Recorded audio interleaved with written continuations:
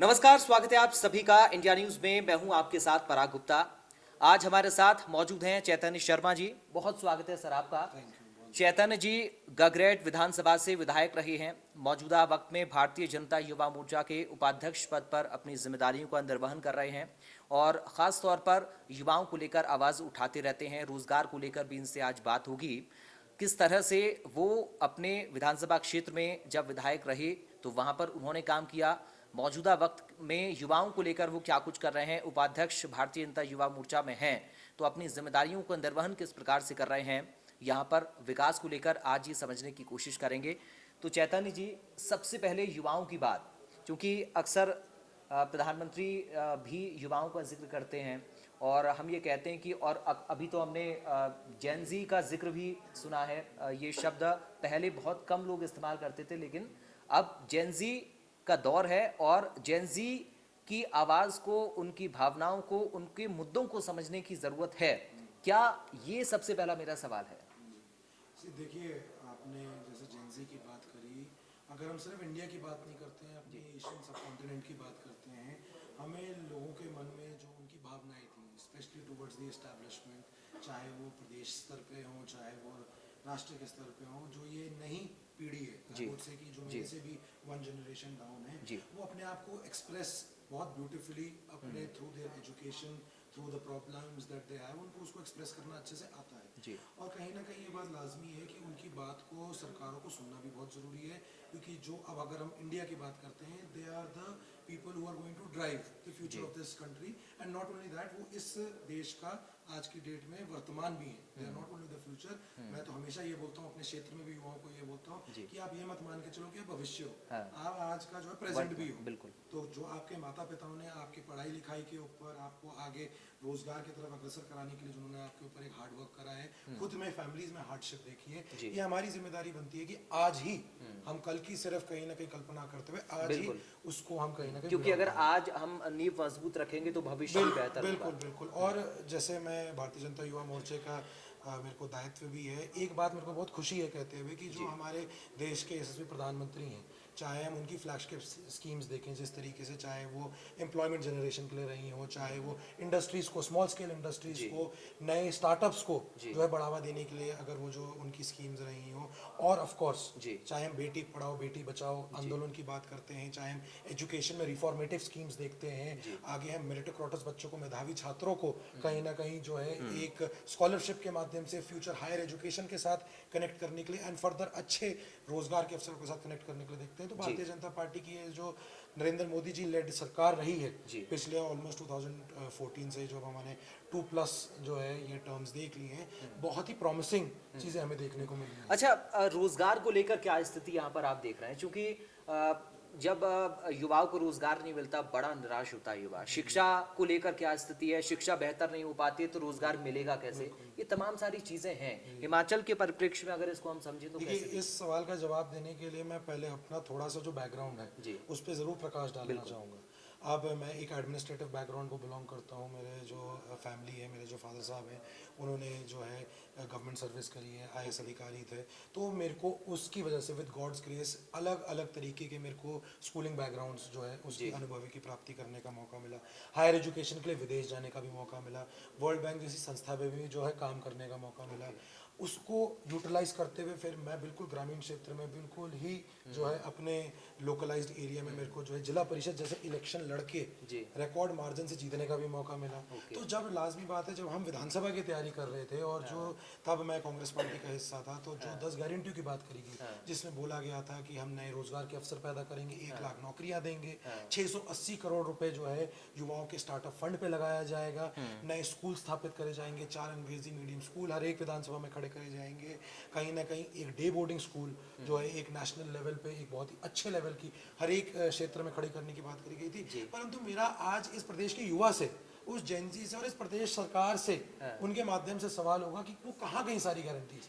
लोग देखिए 1500 की बात करते हैं महिलाओं के लिए, एंड महिला एक फैमिली की बैकबोन होती है, हमारी सोसाइटी की बैकबोन होती है। जो हमारी माता है, विशेष रूप से जो हमारी बहन होती है, वो सबसे ज़्यादा जो है हमें इज्जत देने वाली भी और हमसे कम सबसे कम इज्जत एक्सपेक्ट करने वाली बिल्कुल। जो है कहीं ना कहीं व्यक्ति होती है। बट उस बात को मद्देनजर रखते हुए मैं कहूंगा कि हम 1500 की बात को भी एक सेकंड के लिए साइड रख देते हैं, क्योंकि ये कहीं ना कहीं एक तरीके का एसओपी है, एक डायरेक्ट बेनिफिट ट्रांसफर है। कहीं ना कहीं ओपीएस की बात को भी साइड रख देते हैं, क्योंकि बोला जाता है स्टेट एक्सचेंजर में बहुत लॉस हुआ है। अब इस वर्तमान सरकार में कितना लॉस हुआ है वो तो इस प्रदेश के मुख्यमंत्री ही बता सकते हैं, क्योंकि फाइनेंस कंट्रोल भी उन्हीं के पास है। तो कैसे 4 साल में इतना रैपिडली डिटोरिएट कर गई इस स्टेट की इकोनॉमिक जो कंडीशन थी कि आपको लगभग 30,000 करोड़ से ज़्यादा जो है आपको कहीं आपको ऋण आपके सर पे चुक गया, आपको कहीं ना कहीं और जो है 45-46% जो है आपका डेट टू जीडीएसपी का रेशियो आपका बन गया। बट जो मेरा कोर बात थी, ये जो हमने 3-4 मुद्दों की बात करी, जो हमने बात करी नए स्कूल्स की, आपने तो संस्थान बंद कर दिए। हमने बात करी 680 करोड़ लगाने की स्टार्टअप पे। मेरे यहाँ पर तो 2022 के एंड में ऑलरेडी एक एथेनॉल का प्लांट आ गया था, जिसकी जमीन जो है वापस सेंट्रल गवर्नमेंट के पास जो है पिछले 3-4 महीने में कोऑप्ट हो गई है। हम बात कर रहे हैं 1 लाख नौकरियां देने की। किसको इस प्रदेश में नौकरी मिली है ये तो आंकड़े बता सकते हैं, और कौन कहाँ यूनिवर्सिटी में प्रोफेसर लगा है, किसकी फैमिली को बिलोंग करता है, वो तो जो है हमारे प्रदेश के स्टेटिस्टिक्स बता सकते हैं। It is a very sorry state of affairs. आज आपके मंच के माध्यम से मैं इंडस्ट्रीज मिनिस्टर की बातें सुन रहा था, वो कह रहे थे कि लगभग 35% जो हमारी मेडिकल प्रोडक्शन की जो हमारी जितनी भी इंडस्ट्रीज़ हैं वो हिमाचल प्रदेश में बद्दी नालागढ़ वाले क्षेत्र में सोलन में जो है वो कहीं ना कहीं प्रेजेंट है। मेरा सवाल इस प्रदेश की सरकार से, उन मंत्री से, प्रदेश के मुख्यमंत्री से होगा, आपने इन्वेस्टर्स मीट भी रखी, ये सीधी बातें हैं जो युवाओं के दर्द के साथ जुड़ी हुई है।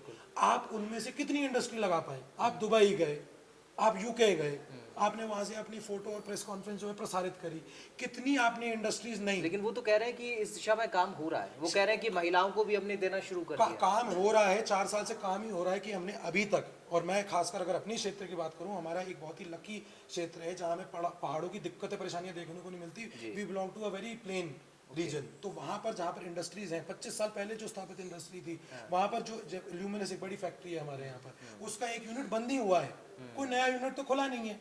तो ये सरकार बताए कि अगर काम होता आ रहा है तो इनको ये प्रदेश की जनता, इस प्रदेश का युवा कितना टाइम देगा? तो क्या आप ये कह रहे हैं कि युवा अभी भी पलायन कर रहा है? पलायन जो है रेगुलर कर रहा है। आज आप किसी भी तरीके के हॉस्पिटैलिटी के सेक्टर में चले जाइए, you will go to any good restaurant, you will go to any hotel, आप दिल्ली चले जाइए, इस देश में कहीं चले जाइए, as a matter of fact विदेश में कुछ जगह पे चले जाइए, आपको वहाँ हिमाचली मिल जाएंगे, और आप उनसे पूछिए उनका दुख और दर्द क्या है। लेकिन चैतन्य जी देखिए, सरकार बीजेपी के भी रही है। बिल्कुल। अभी चूंकि जब चर्चा हो रही थी तो फिर कांग्रेस के मंत्री ये भी कह रहे थे कि साहब अगर सारा नाकामियों का श्रेय कांग्रेस की सरकार को ही देना है बीजेपी को, तो फिर 17 से 22 के बीच की सरकार को वो क्यों भूलते हैं? तो मैं उसी फिर पैरामीटर पे बोल सकता हूँ कि मनमोहन सिंह जी, सोनिया गांधी की यूपीए की अध्यक्षता में जी जो है 10 साल के लिए इस देश का उन्होंने नेतृत्व करा।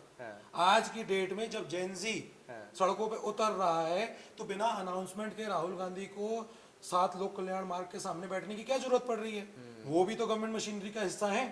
वो भी पहले सांसद रहे, फिर उसके बाद हार गए, फिर उसके बाद फिर से अब साउथ जाके दूसरी जगह से जीत के आ गए। He is also part of state machinery. फिर वो भी क्यों विपक्ष का जो है रोल सिर्फ और सिर्फ आलोचना करके और सिर्फ कटाक्ष करके करे जा रहे हैं? देखिए, I would not want to get into the merit या डीमेरिट ऑफ दैट। मुद्दा ये है कि जो जेनजी हमारी पॉपुलेशन है, जो यंग हमारी पॉपुलेशन है, उनके माता पिता उनकी पढ़ाई लिखाई के ऊपर इतना जो है इतनी मेहनत कर रहे हैं, अपने खुद का निजी जो है वो इतना ज़्यादा नुकसान कर रहे हैं, अपने इतना कुर्बानियाँ दे रहे हैं, बलिदान कर रहे हैं सिर्फ अपने बच्चों के लिए। हमारे जो युवा पीढ़ी उनको आज जवाब चाहिए। हम आगे की भी बात ना करें, ना पीछे की बात करें, ना हम नेहरू की बात करें, ना हम बात करें मनमोहन सिंह की, क्योंकि अगर आप आलोचना कर सकते हैं तो मैं तो इस प्रदेश का निवासी हूं, मैं तो इस प्रदेश में राजनीति करी है, इसी प्रदेश के लिए मैंने अपनी जीव जान लगाई है। मैं तो 2022 में 28 साल की उम्र पे विधायक बन गया था जी। उसके बाद क्या पॉलिटिकल कंडीशंस इस प्रदेश की बनी, उसके बाद मैं भारतीय जनता पार्टी में सम्मिलित हुआ। हमारी क्योंकि जो आइडियोलॉजिकल थिंकिंग है, जो हमारे सिद्धांत हैं जी, जो 10 गारंटियां इस प्रदेश की सरकार ने युवाओं के समक्ष रखी थी, और युवा और महिला ही वो 2 वर्ग थे जिन्होंने इस प्रदेश की सरकार को 40 सीटों के साथ जो है खड़ा करा था। बिल्कुल। अब इन्होंने क्या भटकाया, क्या उसके बाद डराया शब्द का भी प्रयोग होना बहुत जरूरी है, क्योंकि जिस द्वेष भावना के साथ ये प्रदेश सरकार आज काम कर रही है उसके ऊपर भी मैं चाहता हूँ, क्योंकि मैं एक युवा हूँ, मेरा चाहता हूँ प्रदेश का युवा भी उस चीज को देखे जो असल के मुद्दे हैं, जिन चीज़ों के बारे में आपने और मैंने आज चर्चा करी है, जी। युवाओं के लिए हमने बात करी, उनके ऊपर प्रकाश नहीं डाला जा रहा, नेगेटिव राजनीति करी जा रही है, पॉलिटिकल जो है कहीं ना कहीं मिलिशियस इंटेंट के साथ बात करी जा रही है। चलिए, हम उम्मीद करेंगे कि एक युवा होने के नाते और विपक्ष में होने के नाते भी आप युवाओं के मुद्दों को, महिलाओं की बात, जो आपने रोजगार की बात कही, उस पर लगातार काम करते रहें, क्योंकि एटलीस्ट सरकार किसी की भी हो, फायदा जनता को होना चाहिए और मुद्दे भी जनता के उठने चाहिए। फिलहाल के लिए बहुत धन्यवाद चैतन्य जी थैंक आपका, यू आप जुड़े। आपके व्यूअर्स का भी। तो देखिए, बहुत धन्यवाद आप सभी का भी हमारे इस पॉडकास्ट को देखने के लिए।